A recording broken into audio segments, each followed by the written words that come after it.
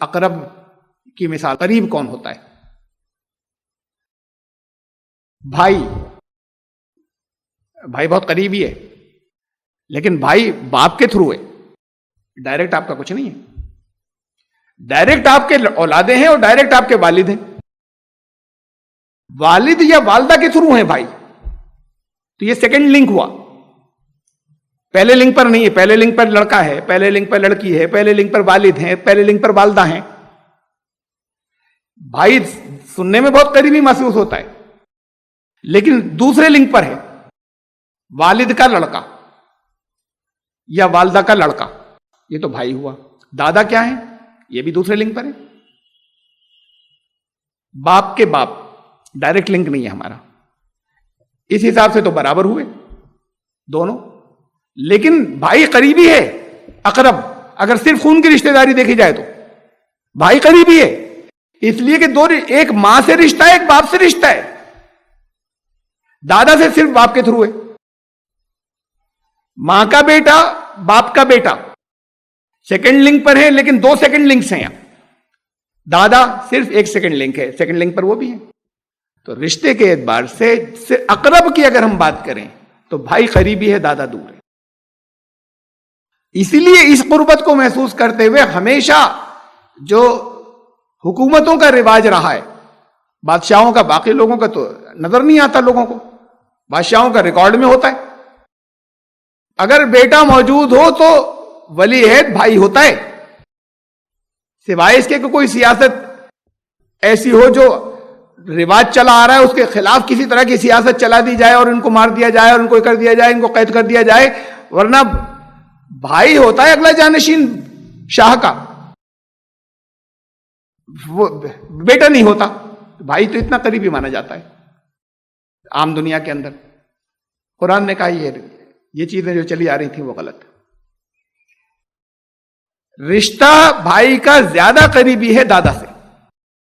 صرف اگر اقرب کی بات ہوتی، اگر قرآن نے صرف اقرب کا اصول لیا ہوتا، جو کہا جاتا ہے کہ اس میں تو صرف الاقرب فالاقرب، بس یہی اصول ہے اور کوئی چیز ساتھ میں شامل نہیں ہے، اگر صرف اتنی سی بات ہوتی تو بھائی کو حصہ دیا جاتا ہے دادا کے مقابلے میں.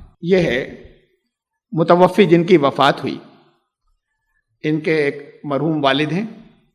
والد کے تھرو یہ نیچے آئے برادر، یہ سیکنڈ لنک ہوا. متوفی کے والدہ کے تھرو بھائی آئے، یہ دو لنک ہو گئے. اور دادا جو ہے ان میں ایک لنک ہے، تو سیکنڈ لنک پر، لیکن صرف ایک ہے. مرحوم والد کے تھرو دادا آئے. تو اقرب اصلاً بھائی ہے دادا کے مقابلے میں، لیکن بھائی کا حصہ نہیں ہے. بہت بات کو ہے کہیں، اگر ان سب میں سے کوئی نہ ہو تو والد اگر نہیں تو دادا کو حصہ جاتا ہے. یہ تو وہ چیز ہے جو نون ہے یا معلوم ہے ان لوگوں کو جو حصے تقسیم کرتے ہیں. یہ علماء ہیں، مسائل کو جانتے ہیں کہ دادا کو حصہ دیا جاتا ہے، بھائی کو نہیں دیا جاتا. بھائی کو بہت بات کو اگر بچتا ہے تو دیا جاتا ہے، اگر ان میں سے نہیں ہوتے کچھ تب بھائی کو ملتا ہے. صرف اقرب اصول نہیں ہے، بلکہ اقربا میں جو قریب ہیں اللہ جانتا ہے کہ اس کے اعتبار سے کون تمہارے نفع پہنچانے کے حساب سے مستحق کون زیادہ ہے، بھائی یا تمہارے دادا ضعیف ہیں. بھائی کمائیں گے، اپنی محنتیں کریں گے، اپنے کام کریں گے جو بھائی ہیں، اور دادا ضعیف ہیں. تو تمہارے یہاں نیڈ آ گئی اور ضرورت کا خیال رکھا ہے. ایسا نہیں کہ قرآن نے یہاں ضرورت کا خیال رکھا ہے تو بالکل ایسے ہی لنک کی بات دیکھیے، جس لنک پر دادا ہیں بالکل اسی لنک کے اوپر پوتا بھی ہے. مرحوم والد کے تھرو دادا، مرحوم بیٹے کے تھرو یتیم پوتا. دونوں میں اقرب اور ضرورت کے اعتبار سے دونوں میں اصلاً کوئی فرق نہیں ہوتا، لیکن شاید ضرورت کے اعتبار سے پوتا زیادہ. میں اسے شاید ہی کہہ دے رہا ہوں، دادا کے مقابلے میں شاید ضرورت کے اعتبار سے پوتا زیادہ مستحق ہو، لیکن اقرب ہونے کے اعتبار سے دادا اور پوتا بالکل ایک کیٹیگری کے اوپر ہے. اس کا نام رکھا گیا ہے یتیم پوتے کا محجوب الارث. ذرا مشکل سا نام ہے، عربی کا نام ہے. محجوب حجاب آ گیا، آڑ ہو گئی ہے.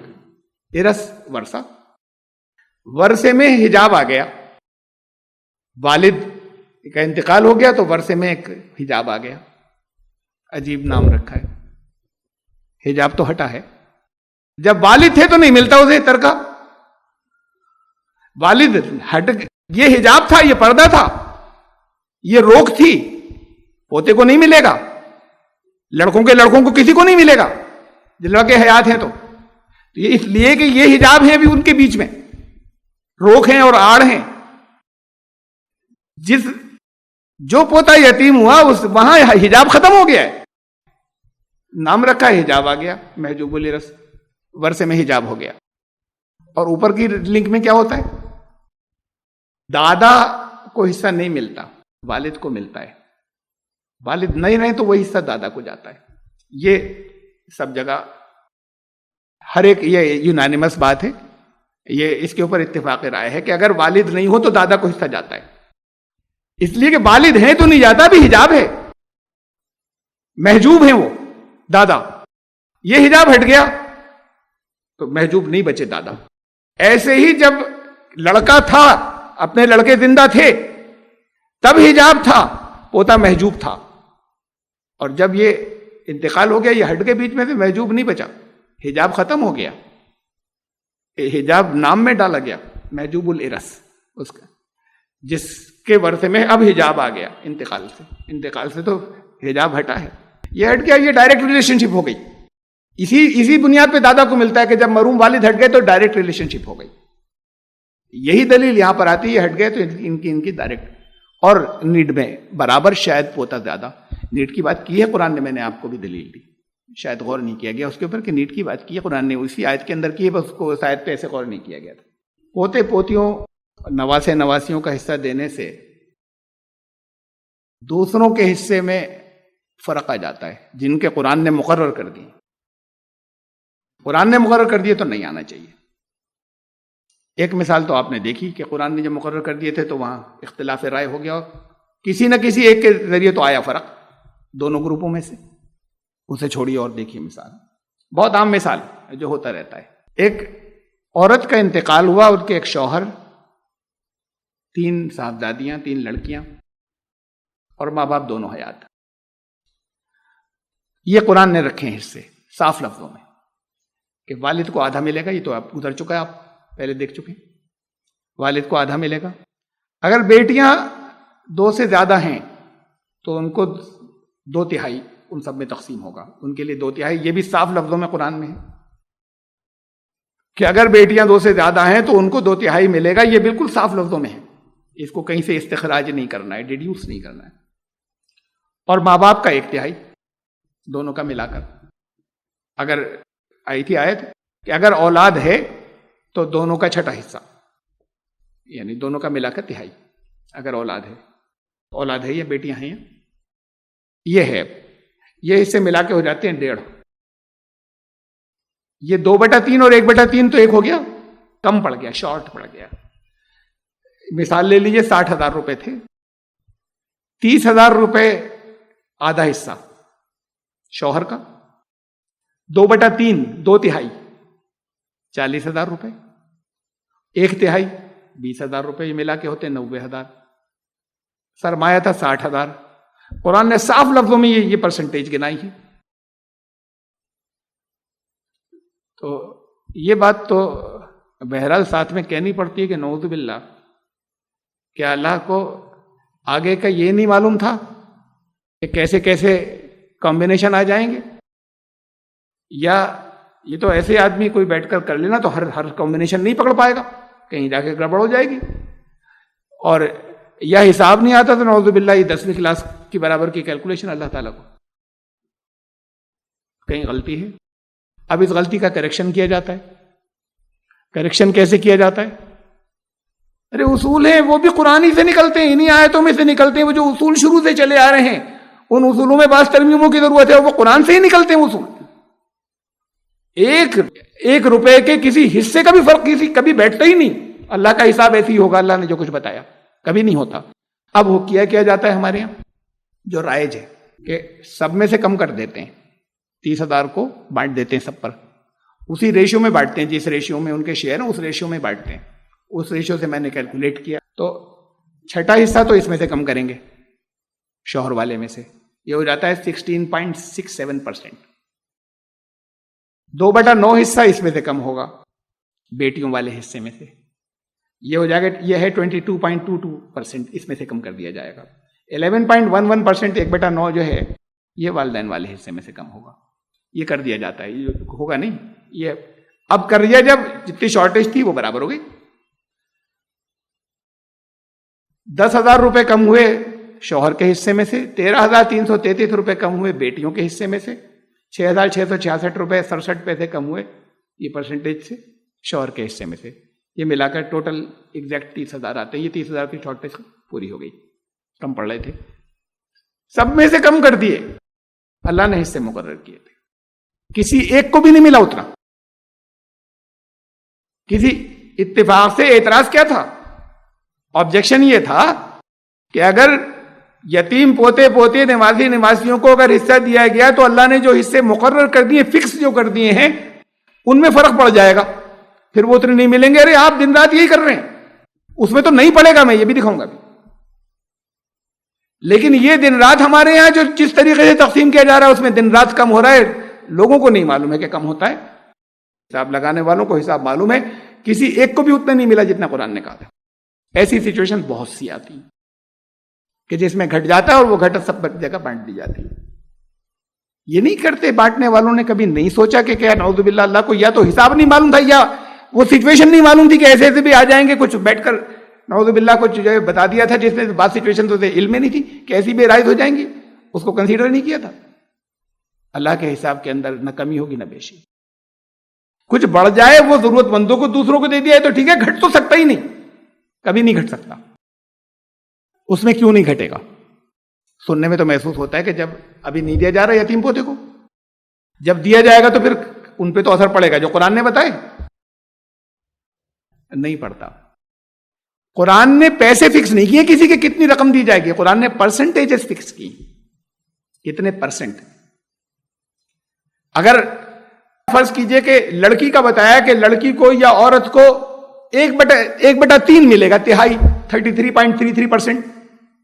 یہ نہیں کہا کتنی رقم, 33.33%, ایک تہائی. یا 3 سے زیادہ لڑکیاں تو 2/3 سب کو ملا کر, تو وہ 66.67%. پرسنٹیج فکس کی ہے قرآن نے, کوئی رقم تھوڑی فکس کی ہے. لڑکیاں بہت ہوں گی, تھوڑے تھوڑے حصے رہ جائیں گے. لڑکیاں 3 ہی ہوں گی, یہ برابر سے بٹے گا. 10 لڑکیاں ہوں گی, وہی اتنا ہی حصہ 2/3 برابر سے بٹے گا. سب لڑکیوں کی ملا کے پرسنٹیج اتنی رہے گی, 2/3. اگر لڑکا ہو, چاہے پوتے پوتیاں ہوں, چاہے نواسے نواسیاں ہوں, اگر انہیں حصہ دیا جائے گا تو پوتے کو تو بیٹا کنسیڈر کر کے دیا جائے گا نا. اگر بیٹا کنسیڈر تو بیٹوں کے جتنی پرسنٹیج ہے اتنی ہی رہے گی. جیسے لڑکیاں بڑھ جاتی ہیں تو ان کے اماؤنٹ کم ہو گئے, پرسنٹیج نہیں گھٹی ہے. ایسے ہی اگر لڑکی کی لڑکیاں یا لڑکی کے لڑکے, تو لڑکی کی پرسنٹیج نہیں گھٹی ہے. لڑکی کی لڑکی جو ہے وہ اگر بیچ میں سے حجاب ہٹائے تو وہ لڑکی شمار ہو رہی ہے. اگر کہ میں ساتھ میں کہہ رہا ہوں تو وہ لڑکی شمار ہو رہی ہے, تو لڑکی کی تعداد وہ بھی ایک جو کم ہوئی اس کی جگہ آ کے بڑھی وہ. اب اگر لڑکیاں بہت سی ہیں تو ان میں تقسیم ہوگا, لڑکیاں کم ہیں تو ان میں تقسیم ہوگا. لیکن قرآن نے تو ٹوٹل سب لڑکیوں کی پرسنٹیج بتائی ہے, وہ پرسنٹیج اتنی ہی رہتی ہے, ذرا سی بھی کم نہیں ہوتی. اس میں ہوئی ہے کم, یہ جو اب ہو رہا ہے آپ دیکھ لیجئے, میں نے پرسنٹیج آپ کو بتائی ہیں. یہ جو گھٹ جاتا ہے اس کو ڈیوائڈ کرتے ہیں, 16.67% ہسبینڈ کے کم ہوئے شوہر کے, 22.22% جو ہیں وہ کم کرنے پڑے بیٹیوں کے, 11.11% شوہر کے کم. تو یہ قرآن نے جو حصے مقرر کیے تھے وہ گھٹے ہیں. اب یہ پرسنٹیج کے حصے گھٹے ہیں, اس لیے قرآن نے تو پرسنٹیج رکھی تھی نا, اماؤنٹ تھوڑی رکھا تھا. یہاں اماؤنٹ تو اب گھٹ رہا ہے. اس کیس کے اندر جو آبجیکشن یا دلیل یہ ہے کہ ان کو حصہ دینے پر گھٹ جائے گا جو اللہ نے حصے مقرر کیے, نہیں گھٹے گا, وہی پرسنٹیج رہے گی, ذرا سا فرق نہیں ہوگا. یہ ہے ایک روایت, ایک صحابی جن کا ہمیں ملتی ہے, ان کا اپنا قول ہے. یہ انہوں نے نہیں کہا کہ رسول اللہ صلی اللہ علیہ وسلم نے فرمایا. اس کی بنیاد پر ہماری یہ جتنی بھی چیزیں ابھی تک چلی آ رہی ہیں نا, اس کی بنیاد پر مانی جاتی ہیں. کہ حضرت زید بن ثابت کا قول ہے کہ پوتا بیٹے کے حکم میں ہے جبکہ ان کے سوا اولاد نہ ہو. یعنی اگر پوتے کو، یتیم پوتے کو وراثت تب ملے گی جب چچا اس کے زندہ نہ ہو، تو پھر وہ پوتا جو ہے وہ بیٹے کے حکم میں آ جائے گا. جب چچا نہ ہو، اور اگر چچا ہوں گے تو ان میں بٹ جائے گا. ایک شخص کے 3 لڑکے تھے، ایک کا انتقال ہو گیا، 2 میں بٹ جائے گا، اس کو نہیں جائے گا، جس کا انتقال ہو گیا اس کے بیٹے کو نہیں جائے گا. ایسے بہت سے ہیں، 1-2 نہیں ہے. مطلب اس مسئلے میں تو یہ ایک ہی ہے، یہ خبر واحد ہے. اس مسئلے میں، اس مسئلے کے اندر یہ ان کا اپنا، حضرت زید بن ثابت رضی اللہ تعالیٰ عنہ کا اپنا اجتہاد ہے اس خاص مسئلے کے اندر، اور وہ بھی خبر واحد کے ساتھ میں ہمیں ملا ہے. کسی اور سے یہ منقول نہیں ہے کہ ان کا اجتہاد یہ ہے کہ جب کوئی لڑکا نہیں بچے گا تو پوتے کو پہنچے گا، اگر کچھ لڑکے ہیں تو پھر مرنے والے کو بیٹے کو حصہ نہیں جائے گا. یہ اصول اپنی جگہ پر آ گیا کہ بیٹے کا حصہ پوتے کو پہنچے گا. ہاں اتنا فرق یہ رکھ رہے ہیں کہ اگر لڑکے کچھ ہیں تب وہ مرنے والے کا بھی نہیں پہنچے گا. اختلاف بھائی اسی بات پر ہے. اس اصول پر تو ہے ہی نہیں کہ پہنچے گا، اس اصول پر نہیں ہے. ہاں تب نہیں پہنچے گا، یہ کہہ رہے ہیں، ان کا اپنا اجتہاد ہے کہ تب نہیں پہنچے گا جب کچھ اور لڑکے بھی ہوں. بہرحال میں نے بہت دلیلیں دی، دلائل جتنے دیے گئے تھے عقلی، ان میں سے میں نے جتنی آج تک پڑھی ہیں ان میں سے کسی نے اس کا حوالہ نہیں دیا ہے. اپنی دلیلیں رکھی ساری، ان دلیلوں کو تو میں نے ڈسکس کر لیا سب کو. یہ ایک ہمیں ایک صحابی کا ایک اجتہاد ملتا ہے، لیکن دلائل اس کے خلاف ہیں، دلیلیں اس کے خلاف جاتی ہیں. اور ایک روایت اور بھی ملتی ہے ہمیں حضرت ابن عباس کی. حضرت ابن عباس رضی اللہ عنہ نے کہا کہ یہ میرے بھائی کے مقابلے میں بھائی کو حصہ نہیں جاتا، اس کے مقابلے میں سننے میں محسوس ہوا نا بھائی بڑا قریبی ہے، پوتا تو بڑا دور ہو گیا. تو انہوں نے کہا کہ یہ میرے بھائی کے مقابلے میں پوتا تو ہو گیا وارث، پوتے کی میراث مجھے کیوں نہیں، یہ کسی نے کہا ہوگا.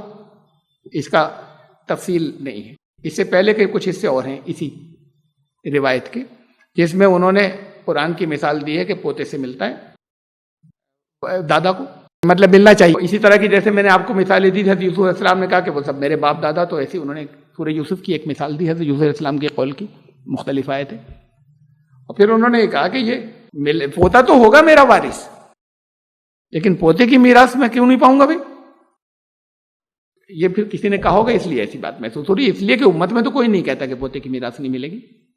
اگر باپ بیچ میں نہیں ہے تب پوتے کی میراث جو ہے وہ ملے گی. تو اس میں تو کوئی اختلاف ہے ہی نہیں، کہیں نہیں امت میں، اور کبھی نہیں رہا کہ پوتے سے دادا کو حصہ آئے گا. اگر باپ نہیں ہے وہ حصہ دادا کو پہنچ جاتا ہے. تو یہ حصہ تو اختلاف کا ہے ہی نہیں. حضرت عمر، حضرت علی، حضرت ابن مسعود، حضرت زید بن ثابت، ان سب کی رائے اس سے مختلف ہیں. کس بات میں مختلف ہیں؟ پھر اسی بات میں، اوپر والی بات میں ہوں گی مختلف. اس میں تو ہو نہیں سکتی کہ ان کے پوتے کو حصہ پہنچے گا یا نہیں پہنچے گا دادا سے. اس میں رائے مختلف ہو سکتی ہیں. اس میں بھی مختلف نہیں ہو سکتی. مختلف یہ ہو سکتی ہے کہ کچھ بیٹوں کی موجودگی میں یتیم پوتے کو، ایک یتیم پوتے کو پہنچے گا نہیں، یہ ہوگی بات.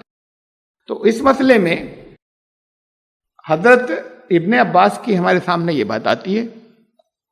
یہ صرف یہ ہمارے پاس ان حدیث کی کتابوں کے اندر یہ لکھا ہوا ہمیں مل رہا ہے کہ ان کی رائے مختلف ہے، لیکن وہ رائے ہمیں ملی نہیں، حدیث کی کتابوں میں درج ہمیں ملی نہیں کہ ان کی رائے اس میں مختلف ہے. یہ راوی کہہ رہے ہیں.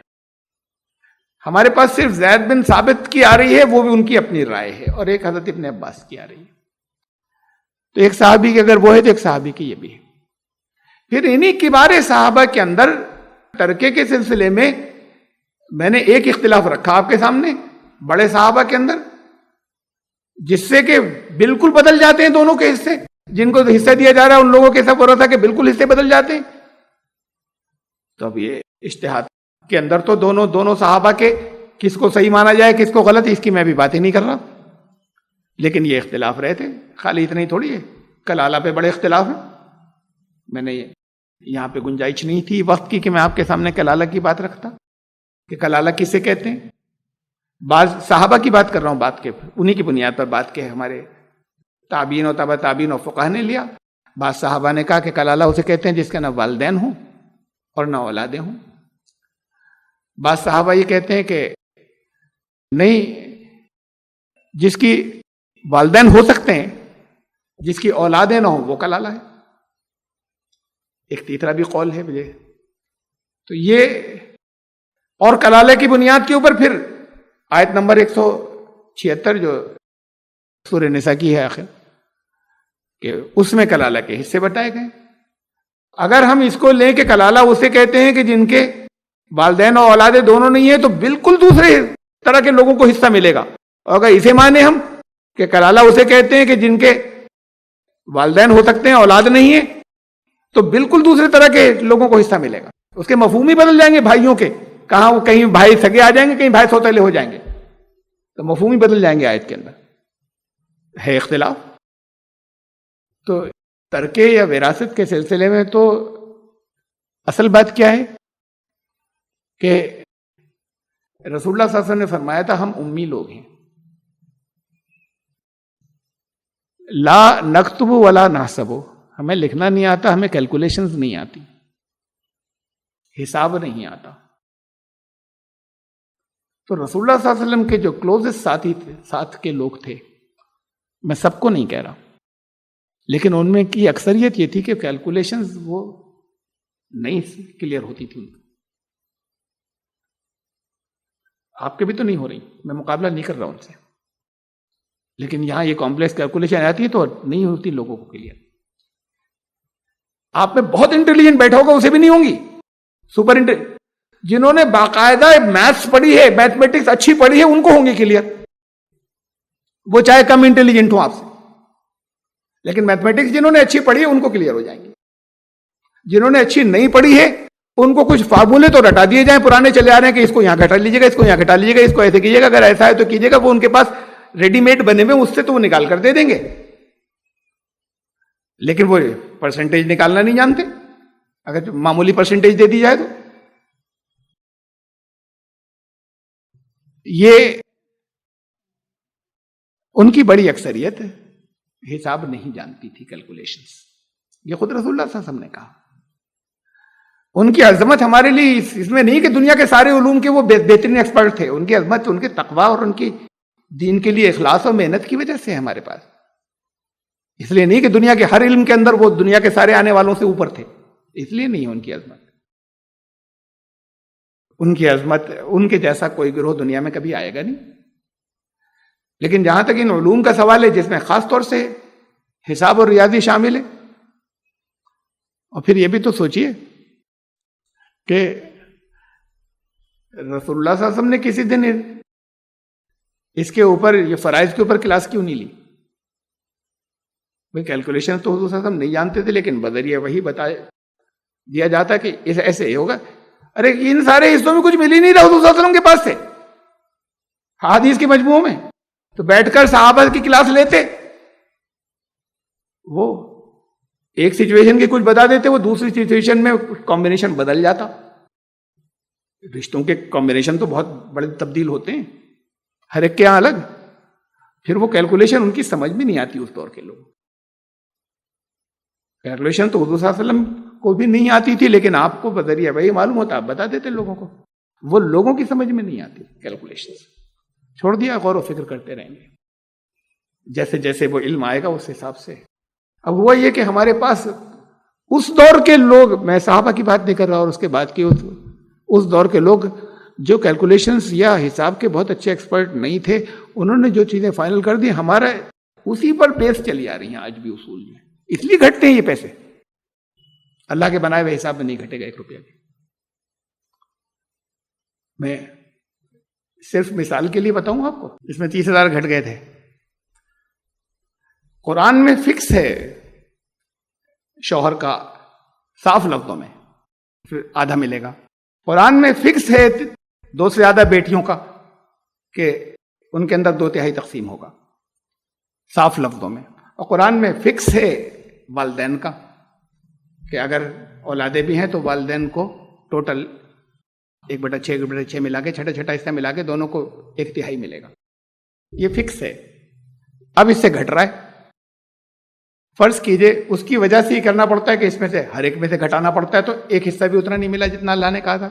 فرض کر لیجئے صرف کہ منشا یہ ہو کہ پہلے شوہر کو دے دیا جائے, تو شوہر کو کتنا دینا ہے؟ آدھا. 60,000 تھے, 30,000 گئے, کتنے بچے؟ 30,000. اب اس 30,000 میں سے تقسیم ہوگا 2/3 اور 1/3. 20,000 اور 10,000, ایک پیسہ نہیں گھٹا, 60,000 پورے ہو گئے. صرف اس کا ہو کہ ایک ساتھ سب کو نکالنا ہے یا کسی کو پہلے دینا تھا اور پھر جو بچے اس میں سے کسی کو دینا تھا. ان اصولوں کے اندر جو اصول ابھی چلے آ رہے ہیں پرانے, اس میں ان اصولوں میں غلطی ہو گئی, اس وجہ سے ہوتا ہے. اور یہ میں اس لیے نہیں کہ ایسے تکا بیٹھ گیا, اس لیے نہیں, یہ تو ایک لفظ کے اندر یہ جو کتنی آپ کو, ایک آیت کو میں نے 4 مرتبہ پیش کیا, 4 مختلف باتیں نکلی ایک آیت کے ایک ٹکڑے کو, آباکم و ابناکم والے کو, اس سے 4 مختلف باتیں آئیں انہی آیات کے اندر. یہ جو انہی آیات کے اندر ہی کہیں سے باہر سے نہیں لانے اصول موجود ہیں کہ کیسے کیا جائے گا, اس سے ہی ڈرائیو ہوتے ہیں. ان اصولوں کو رکھیے, کبھی کچھ نہیں گھٹے گا. یہ نہیں کہہ رہا کہ یہاں پر ایسے کر لیجئے تو یہ میں نے حساب جوڑ دیا آپ کو, اب نہیں گھٹ رہا. یہ تو ایسے کرنا ہی ہوگا. ہر پہلے کن کا نکلے گا, پھر کن کا ایک ساتھ نکلے گا. یہ اصول بھی یہ کامن سینس سے خالی نہیں نکل رہے ہیں, قرآن سے ہی ڈرائیو ہو رہے ہیں, قرآن کی آیات سے ہی ہو رہے ہیں. بہرحال یہ آخری ہے. ابو داؤد کی حدیث ہے, ابن بریدہ اپنے والد سے روایت کرتے ہیں, یہ حضور صلی اللہ علیہ وسلم کے نام سے ہے. رسول اللہ صلی اللہ علیہ وسلم نے نانی کو چھٹے حصے کا حقدار ٹھہرایا. دادا کو ملے گا تو پوتے کو بھی آئے گا, یہی تو حضرت ابن عباس نے کہا تھا. نانی کو ملے گا تو نواسے کو بھی آئے گا, نواسی کو بھی آئے گا, یہ نانی کو نہیں جائے گا. ماں کے آباک ابناؤکم میں شامل ہیں, وہ آباؤکم میں شامل ہیں, یہ ابناؤکم میں شامل ہیں, تمہارے بیٹے نواسے نواسیاں بھی. یہ خالی مردوں کی طرف سے نہیں جا رہا. نانی کون ہے؟ لڑکی کی, ان کی والدہ کی والدہ, بات والدہ کے والد کی طرف نہیں جا رہی ہے. والدہ کی والدہ کو بھی ملے گا, جب انہیں ملے گا تو نواسی کو بھی ملے گا. تو ریسیپروکیٹنگ ہے اصول. جس نفع پہنچانے کے اعتبار سے جن کو جاتا ہے ان کی طرف سے, اگر یہ درمیان میں نہیں ہو, یہ لنک جس لنک سے جا رہا ہے اگر یہ لنک درمیان میں ہٹے گا, ان کا انتقال ہوگا تو ادھر آئے گا. بہرحال یہ کچھ باتیں تھیں یتیم پوتے کے سلسلے میں. اور جیسے کہ میں نے کہا کہ جتنے دلائل میں نے آج تک دیکھے ہیں ان میں سے میرے نزدیک ایک بھی مضبوط نہیں ہے, اور جن دلیلوں کی بنیاد پر محروم کیا جاتا ہے. یہ بات الگ کہ جب اس پر اختلاف تھا پہلے بھی, تو جس کا دل چاہے جس رائے کو اختیار کرے. میں کہہ رہا ہوں کہ میں نے بہت مضبوط دلیل دے دی, کسی دوسری رائے کو اختیار کیا جا سکتا ہے, اسے غلط مانا جا سکتا ہے. تو میرے نزدیک یہ درست ہے, جس کا دل چاہے اس رائے کو اختیار کرے. تو اسی بنیاد پر جہاں ہم نے مختلف استخراج قرآن سے کیے, رسول اللہ صلی اللہ علیہ وسلم سے تو براہ راست ملا نہیں کچھ, تو اس بنیاد پر, اور جتنی انہوں نے دلیلیں دی تھی محروم کرنے کی, ان سب دلیلوں کی رد ہوتی ہے, وہ مضبوط نہیں ہے. بہت کتنی چیزیں ایسی ہیں کہ جن پر ہم غور و فکر کر کے اگر درست کر لیں تو پھر اسلام کے اوپر جو کیچڑ اچھالی جاتی ہے وہ بند ہو جائے گی. بات یہ نہیں کہ کیچڑ جو اچھالی جاتی ہے اس لیے ہم مسائل کو بدل لیں. اسلام میں کوئی چیز ایسی ممکن ہی نہیں جس پہ کیچڑ اچھالی جا سکے, ممکن ہی نہیں ہے. اس لیے نہیں بدلیں, ہم بدلیں گے تو اپنے صحیح دلیلوں سے, لیکن ایسی کوئی چیز ممکن ہی نہیں ہے اللہ کے قانون میں, اللہ کے نظام کے اندر, اسلام کے اندر, دین فطرت کے اندر, کہ جس پر کوئی کیچڑ اچھال سکے. بہرحال جیسے میں نے کہا کہ بہت اہم مسئلہ تھا, اصل میں تو پورا وراثت والا قانون بڑا اہم ہے, پورا وراثت کا قانون. لیکن بہرحال اس کو سمجھانے میں 3 گھنٹے لگیں گے، میں سمجھانا چاہوں تو شاید 3 کے 4 لگ جائیں، تینوں آیات کی، اور انہی میں سے اصول ڈرائیو ہوتے ہیں کہ کیوں ہم ایسا کریں گے، کیوں کسی کا پہلے نکالیں گے، کیوں کن کا ایک ساتھ نکالیں گے. اب بھی ہوتا ہے بعض کے پہلے نکالا جائے بات، لیکن وہ اس فہم میں جو کیٹیگریز جو بنائی گئی ہیں، وارثین کی اور ذوی الفروض کی یہ نام رکھے گئے ہیں، اور عصبات کی یہ جو کیٹیگریز بنائی گئی ہیں، یہ کیٹیگری میں بنانے میں غلطی ہو گئی ہے، صحیح ہو گیا ہے. یہ کیٹیگری ریوائز ہوں گی، کیٹیگری چاہے انہی ناموں کی رکھیں، یہ ان کا صرف ذرا سا معمولی سا ریویژن ہے، اس کے بعد کبھی کوئی ایک ذرا سا بھی نہیں گھٹے گا. اور وہ ریویژن اس لیے نہیں کہ اس سے حساب ٹھیک بیٹھ رہا ہے، حساب تو ٹھیک بیٹھے گا ہی اللہ کا دیا ہوا، لیکن اس لیے نہیں کہ ہم حساب ٹھیک ایسے بٹھا لیں گے، اس لیے کہ یہ اصول قرآن شریف سے ہی نکلتے ہیں. اور ابھی جو چلے آ رہے ہیں وہ دور وہاں سے چلے آ رہے ہیں بہت پہلے سے، اس وقت جب بہرحال اتنی ہائر کیلکولیشنز یا ان کی نہیں آئی ہوں گی سمجھ میں، کہ جس ہو گئے جو بھی کچھ بھی رکھا انہوں نے، وہ پھر اس میں ترمیم کی ضرورت نہیں محسوس کی گئی یا غور و فکر نہیں کیا گیا. اللہ سے دعا ہے کہ مجھ سے غلطی ہو تو مجھے ہدایت دے، آپ تک اس بات کو پہنچنے سے روک دے ان ساری تفصیلات کو، اور اگر کوئی کریکشن کرنے کی چیز ہے دین کے اندر تو پھر آپ کا شرح صدر کر دے کہ اس کی تصحیح اور کریکشن کر لیا جائے.